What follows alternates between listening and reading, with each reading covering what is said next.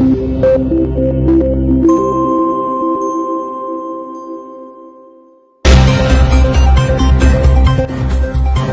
here Al Nilein News as we cover the breaking news from Sudan. Sudanese Sovereign Council Chairman and Army Commander-in-Chief Abdel Fattah al-Burhan declared that mercenaries and traitors are attempting to hijack the Sudanese state. Speaking during a visit to the El Darashab suburb in northern Khartoum, Bahri Burhan asserted that these ambitions have been crushed by the will of the Sudanese people, emphasizing his refusal to accept any solutions that do not satisfy the public's demands.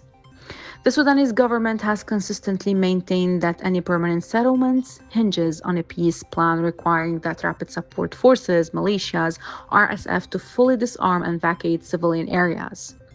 Under this proposal, paramilitary fighters must relocate to designated military assembly points as a fundamental prerequisite for a permanent ceasefire. Describing the Sudanese armed forces as the safety valve of Sudan, Burhan praised the extensive public support the military has received throughout the ongoing conflict. He reiterated that the army remains committed to protecting the nation's integrity against those seeking to destabilize it. U.S. Secretary of State Marco Rubio has warned that the ongoing conflict in Sudan is increasingly transforming into a proxy battlefield involving multiple nations, calling for an immediate humanitarian ceasefire to facilitate aid delivery and protect civilians. During a press conference held in Italy on Friday following meetings with Pope Leo XIV and Italian officials, Rubio described the Sudanese war as one of the worst humanitarian crises the world has ever witnessed. He noted that Washington is intensifying its diplomatic efforts through the Quad framework to push for a definitive end to the hostilities. The Secretary of State highlighted that Sudan has clearly become a site of proxy conflict between various countries supporting the warring factions. He further observed that some nations, while not directly involved in the combat, have allowed their territories to be used as corridors for weapon shipments.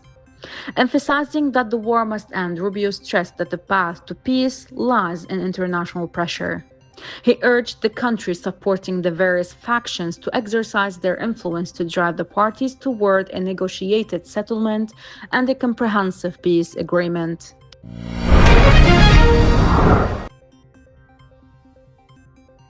The Nubian People's Unity Entity in South Kordofan State held a press conference today to address the current political landscape and the critical role of maintaining a cohesive internal front in Sudan. During the conference, the entity's leadership issued an urgent call to the people of South Kordofan, currently aligned with the Sudan People's Liberation Movement North, led by Abdulaziz al-Hilu and its allies, and the terrorist rapid support forces. They urged these groups to prioritize reason, embrace the path of peace, and align themselves with the Sudanese state to contribute to reconstruction, nation building, and agricultural production. Furthermore, the entity appealed to political opponents within the state to abandon their negative stances toward the government and instead advocate for regional stability. In a concluding warning, the leadership cautioned those remaining in the ranks of the SPLM-NL-Hilu and the rebel rapid support forces that they would face a comprehensive flood of state action if they continued to reject the option of peace.